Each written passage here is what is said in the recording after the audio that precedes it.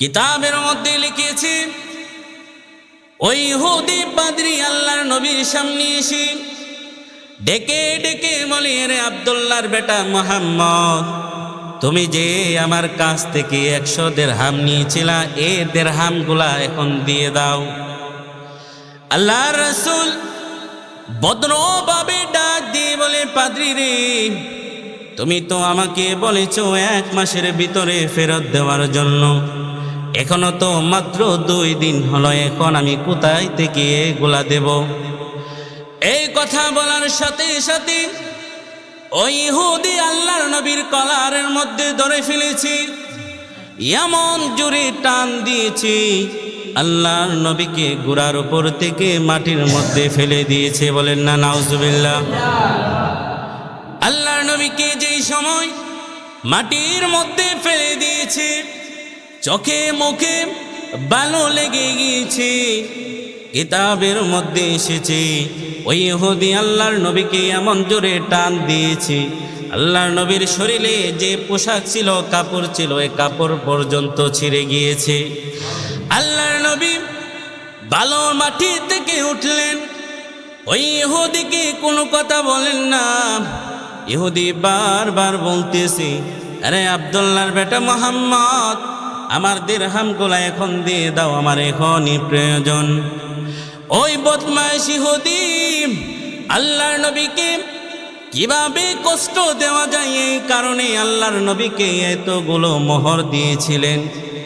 এ অবস্থা দেখার সাথে সাথে আল্লাহর নবী যখন দেখা যায় মাটির মধ্যে পড়ে গিয়েছে, দূর থেকে দাঁড়িয়ে হযরত ওমর রাদিয়াল্লাহু তাআলা আনহু দেখে, ওমর রাদিয়াল্লাহু তাআলা আনহু এই কাহিনীটা দেখার পরে উনি দৌড়াইয়া আসলেন, ওই ইহুদির গলার মধ্যে তরবারি ধরেছে, এমনি বলতেছেন, এই মুহূর্তে তোমাকে আমি শেষ করে দেব। আমাদের যার জীবন, যার জন্য ঘর বাড়ি ছেড়ে দিতে রাজি রে, তুমি সেই মুহাম্মদকে প্রহার করেছো, তোমাকে দুনিয়া থেকে বিদায় করে দেব। আল্লাহর নবী কাহিনী দেখে, ঘটনা দেখে চিন্তা করলেন, অবস্থা বড়ই খারাপ। ওমরের যেই রাগ বোঝা যায় না, বলা যায় না, এই মুহূর্তে তরবারি দিয়ে ওই ইহুদির গর্দানও ফেলে দিতে পারে।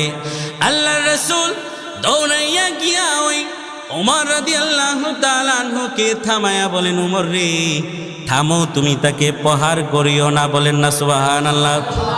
যেই জায়গাত বলার দরকার ছিল, এই ইহুদি আমাকে মেরেছে, তুমিও তাকে মারো, কিন্তু না বলে বলে তুমি তাকে মেরো না, তাকে আমার কাছে ছেড়ে দাও। আল্লাহর রাসূলের কাছে ওই ইহুদি গিয়ে আবারও বলে, মুহাম্মদ, আমি কোনো কথা শুনতে চাই না, তুমি এই মুহূর্তে আমার দিরহামগুলা দিয়ে দিবা। আল্লাহর রাসূলকে বারবার বলার পরে আল্লাহর রাসূল সাহাবীদেরকে উদ্দেশ্য করে বলে, সাহাবীরা রে, তোদের মধ্যে কি এমন কেউ আছো যে আমার এই দিরহামগুলা পরিশোধ করে দিবা? আর কোন সাহাবী কথা বলে না। একজন সাহাবী হযরত ওমর রাদিয়াল্লাহু তাআলা আনহু দাঁড়িয়ে গেলেন, দাঁড়িয়ে গিয়ে ডাক দিয়ে বলে, ইয়া রাসূলুল্লাহ, ইয়া হাবিবাল্লাহ, যার জন্য আমার বাবা মা কুরবানি হয়ে যান, আমি ঘর বাড়ি ছেড়ে দিতে পারি, এই 100 দিরহাম কি আমি ওমর দিতে পারি না? আল্লাহর রাসূল বলেন, ঠিক আছে, তুমি 100 দিরহাম দিয়ে দিও। ওমর রাদিয়াল্লাহু তাআলা আনহু গলার মধ্যে তরবারি ধরছে, ওমর রাদিয়াল্লাহু তাআলা আনহু থামাই দিছে।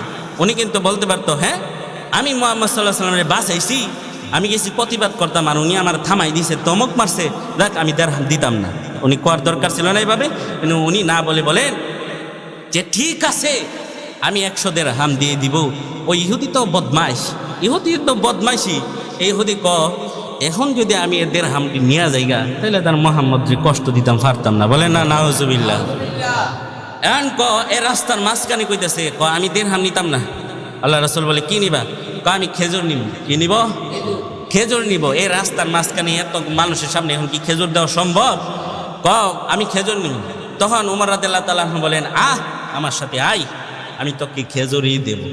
ওমর রাদিয়াল্লাহু তাআলা যখন তাকে নিয়ে যাইতেছে, সাথে সাথে ওমর রাদিয়াল্লাহু তাআলা ডাক দিয়ে বলে, হে ওমর, এদিকে আসো। তুমি ওকে 10 বস্তা খেজুর দিবা ঠিকই, কিন্তু আরেক বস্তা বেশিও তারে দিয়ে দিও। বলেন না সুবহানাল্লাহ। ওমর রাদিয়াল্লাহু তাআলা আনহু বলেন, ইয়া রাসূলুল্লাহ, কেন এক বস্তা বেশি দিব? তুমি যে এর গলার মধ্যে তরবারি ধরছো। বলেন না সুবহানাল্লাহ। আল্লাহ রাসূল সাল্লাল্লাহু আলাইহি সাল্লাম বলেন, দেখেন কত সুন্দর আখলাক, কত দর্জ, যে ওমর রাদিয়াল্লাহু তাআলা আনহুকে বলতেছে, তুমি যে ওর গলার মধ্যে তরবারি ধরছো, তুমি এটার লেগে এক বস্তার বেশি দিয়া দিবা। ওমর রাদিয়াল্লাহু তাআলা আনহু বলতে পারতো, হ্যাঁ, আমি যেই জায়গার মধ্যে এত কিছু কইরা দিতেছি, আবার আমার উপর জরিমানা দেন। ওমর রাদিয়াল্লাহু তাআলা আনহুর ধৈর্য ছিলেন, উনি বলেন, ঠিক আছে ইয়া রাসূলুল্লাহ, আমিও আবার এক বস্তা বেশি দিয়ে দেব। সুবহানাল্লাহ। কিতাবের মধ্যে এসেছে, আল্লাহর রাসূলের কথা মতো ওই ইহুদিকে যখন খেজুর দেওয়ার জন্য গিয়েছে, ওই ইহুদি যখন 10 বস্তা খেজুর গোনা নিয়ে শেষ করলো, এমনি ওমর রাদিয়াল্লাহু তাআলা আনহু ডেকে ডেকে বলেন, তুমি আরেক বস্তা বেশি নিয়ে যাও। এমনি ওই ইহুদি ডেকে ডেকে বলেন, আরে ওমর, এই 100 দিরহামের পরিবর্তে 10 বস্তায় খেজুর আমার কাছে আছে, কিন্তু এক বস্তা কেন আমি বেশি নেব? এমনি ওমর রাদিয়াল্লাহু তাআলা আনহু ডেকে ডেকে বলে, রে ইহুদি, তোমার গলায় যে আমি তরবারি ধরেছিলাম, আল্লাহর রাসূল সেটা সহ্য করে নিতে পারে নাই, কারণ তুমি হলে পাওনাদার, পাওনাদারের সাথে খারাপ ব্যবহার করা যায় না। আমি যে তোমার সাথে খারাপ ব্যবহার করেছি রে, এই কারণে আল্লাহর রাসূল এক বস্তা জরিমানা দেওয়ার জন্য বলেছে। বলেন না সুবহানাল্লাহ। ইহুদি আবার থরথর করে কাঁপতে শুরু করে দিয়েছে, মনে মনে চিন্তা করি আর ডেকে ডেকে বলি, এটা কেমন চরিত্র, এটা কেমন ব্যবহার। ওমর রাদিয়াল্লাহু তাআলা আনহুকে বলে, তুমি কি জানো আমি কে? ইহুদি বলে, তুমি কি চেনো ওমর রে, আমি কে? ওমর রাদিয়াল্লাহু তাআলা আনহু বলে, তুমি কে সেটা আমার জানার বিষয় না, তুমি কে তোমাকে চেনারও আমার দরকার নাই, তোমাকে খেজুর দেওয়ার জন্য বলছি, আমি দিয়ে দিয়েছি। এমনি ইহুদি আবারও বলি, ওমর রে, তুমি জিজ্ঞেস করো আমার পরিচয় কি, তাহলে আমি তোমার পরিচয় দেব। কয়েকবার বলার পরে ওমর রাদিয়াল্লাহু তাআলা আনহু ডেকে ডেকে বলে, ইহুদি, তোমার পরিচয় দাও। এবার ইহুদি চোখের পানি ফেলে ফেলে কান্না করে আর ডেকে ডেকে বলে, এই ওমর, আমি হলাম তাওরাতের আলেম, আমি হলাম তাওরাতের একজন পাদ্রী, আমি তাওরাতের পৃষ্ঠায় পৃষ্ঠায় মুহাম্মদের নাম পেয়েছি। যে মুহাম্মদের চরিত্র এমন হবে, মুহাম্মদের ব্যবহার এমন হবে, মুহাম্মদ বড় গরিব হবে, ধনী হওয়ার জন্য আল্লাহ বলবে, কিন্তু ধনী হবে না। আমি প্রত্যেকটা কথা কথা পৃষ্ঠার মধ্যে পড়েছি।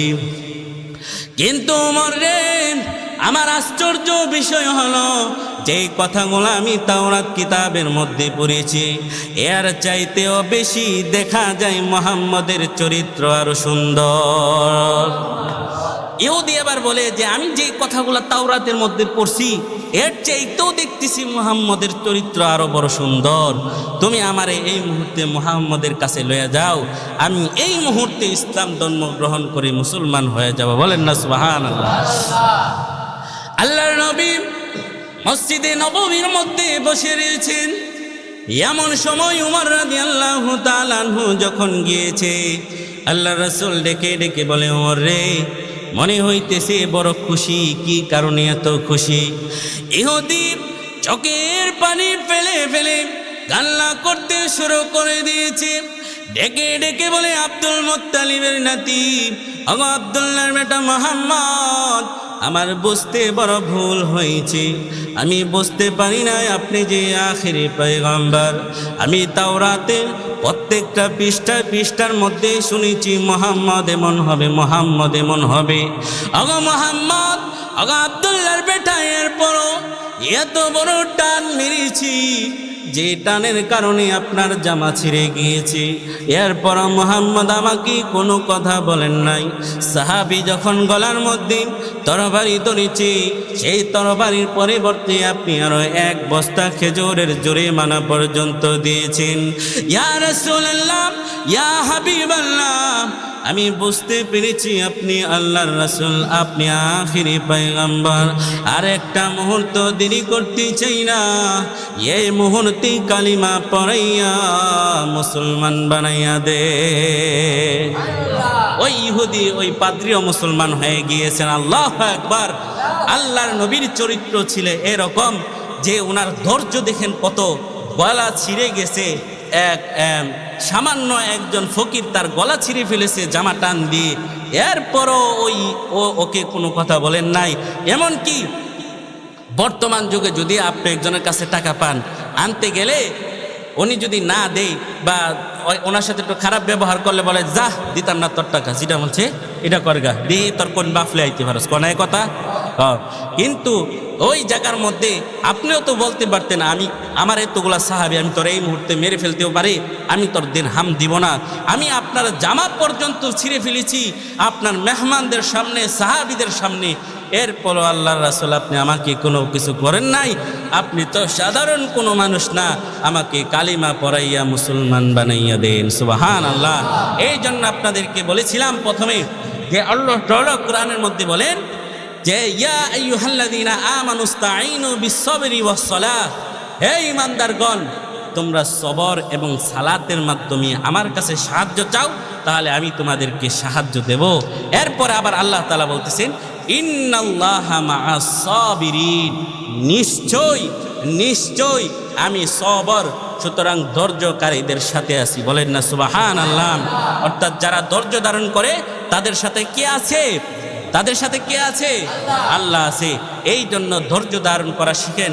কেউ একটা কটু কথা বলে ফেললো, এখন এই কথা বলে ফেললো, আপনি চুপ থাকেন, একটু ধৈর্য ধারণ করার চেষ্টা করেন, দেখবেন সব কিছু সমাধান হয়ে যাবে।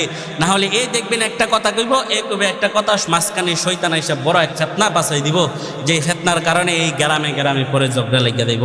এই জন্য ধৈর্য ধারণ করার চেষ্টা করুন। আর আরেকটা জিনিস হলো সালাত। সালাত অর্থ হলো নামাজ। অর্থাৎ যে ব্যক্তি নামাজ না পড়ে, তার মানে বোঝা গেল তার সাথে আল্লাহ তাআলা থাকে না, অর্থাৎ তার প্রতি সাহায্য আল্লাহ তাআলা করে না। এর জন্য বোঝা গেল যে যে ব্যক্তি নামাজ পড়ে না, তার উপরে আল্লাহ তাআলার সাহায্যও থাকে না, ঠিক কিনা? এই জন্য নামাজ পড়তে হবে 5 ওয়াক্ত। যদি 5 ওয়াক্ত নামাজই পড়েন তাহলেই হবে আপনি বরং মুত্তাকি। এই জন্য আল্লাহ তাআলা প্রথমে বলতেছি ইয়া আইয়ুহাল্লাযীনা আমানু, ঈমানদার বলতেছি। আপনি 5 ওয়াক্ত নামাজ পড়লেই হতে পারবেন ঈমানদার, নামাজ না পড়লে ঈমানদার হতে পারবেন না। আজকে শুক্রবার দিনটা শুধু জুমার নামাজ পড়তে আসলেন, আর এই 6 দিন আর 7 দিন যে আসলেন না। আল্লাহর রাসূল সাল্লাল্লাহু আলাইহি ওয়াসাল্লাম বলেন, যারা রুকু সেজদা দেয় না তারা হলো নামাজের চোর। তারা কি চোর? নামাজের মধ্যে কি করে? চুরি করে। যারা হলো রুকু সেজদা সুন্দর কইরা দেয় না, টাস টাস করে মুরগি যেভাবে আদার খা, এই টুকরো টুকরো কইরা সেরা এই আদার খা। আর বলি আল্লাহর রাসূল বলেন যে যারা নামাজ পড়ে না, 5 ওয়াক্ত নামাজ পড়ে না, এরা হলো ডাকাত। কি এরা হলো ডাকাত। চোর থেকে ডাকাত বড় না? বড়। এই জন্য আল্লাহর রাসূল বলেন যে যারা নামাজ পড়ে না এইগুলা হলো ডাকাত। এই জন্য আপনাদের উদ্দেশ্য করে বলি, যারা 5 ওয়াক্ত নামাজ সময় মতো পড়তে পারেন না, আপনারা নামাজ পড়েন। নামাজ ছাড়া মুসলমানের কোনো পরিচয় নাই। আপনি কবরে গেলেও জিজ্ঞেস করবে নামাজ, মৃত্যুর সময় যদি নামাজ না থাকে দেখবেন ফেরেশতা আপনার সাথে খারাপ ব্যবহার করবে। হাসরের ময়দানেও আল্লাহর রাসূল বলেন সর্বপ্রথম বান্দার নামাজের হিসাব হইবে। অর্থাৎ আপনি যদি নামাজ না পড়তে পারেন, আপনার এই সূরতের মধ্যে, শরীরের মধ্যে যদি নামাজের দাগ না লাগাতে পারেন, আপনার কপালের মধ্যে যদি সেজদার দাগ না লাগাতে পারেন, তাহলে এই কপাল দিয়ে আপনি কি করবেন? শরীর দিয়ে কি করবেন? একটু ফাটলে, ঠোঁট ফাটলে মিরিল লাগান, শরীরের একটু কোনো হলে তেল লাগান, এই সব কিছু লাগান। কিন্তু হাসরের ময়দানে দয়ে তেল থাকতো না, কোনো কিছু থাকতো না। আপনি যদি নামাজ না নিয়ে যান, আপনি যদি ইবাদত না নিয়ে যান, একটাও ফিডা আল্লাহ তাআলা কম দিব না। আপনাদেরকে কিভাবে বোঝাবো? ছোট্ট একটা উদাহরণ দিয়ে, জাহান্নামের উদাহরণ দিয়ে শেষ করে দেই। আমাদের এই দুনিয়ার মধ্যে আপনার গরম আছে না, এই শীত আছে না, এখন শীত চলতেছে না, এই শীত আর গরম কি কারণে আসে? আপনারা কি কেউ জানেন শীত আর গরম কি কারণে আসে? আল্লাহ যেই দিন জাহান্নামকে তৈরি করেছিলেন, এই জাহান্নাম যখন জ্বলতে জ্বলতে জ্বলতে জ্বলতে একবারে কালো হয়ে গিয়েছে, সে যখন আর নিজেকে নিজে নিতে পারতেছে না, তখন এই জাহান্নাম আল্লাহ তাআলার কাছে আরজ করে যে হে আল্লাহ, আমাকে আপনি এমন একটা ক্ষমতা দেন যে আমি যেন আমার শ্বাসটা একবার বের করতে পারি, আবার ভিতরে ঢুকাতে পারি। আল্লাহ তাআলা ওই দিন জাহান্নামকে একটা ক্ষমতা দিয়েছিলেন যে একবার সে শ্বাসটা ভিতরে নিবে, আবার শ্বাসটা বের করবে। এই জন্যই এই জাহান্নাম যখন শ্বাস ছাড়ে তখন আমাদের এই পৃথিবীর মধ্যে গরম চালু হয়ে যায়। যখন জাহান্নাম শ্বাস ভিতরে নেই তখন এই আমাদের এলাকা, এই পৃথিবীর মধ্যে শীত চালু হয়ে যায়। এটা হলো জাহান্নামের একটা নিদর্শন। যদি এখনও আপনারা না বুঝেন, সামান্য একটু গরমই আপনারা সহ্য করতে পারেন না, আর জাহান্নামের গরম তো অনেক গরম, যেই গরম সহ্য করার মতো না। আল্লাহ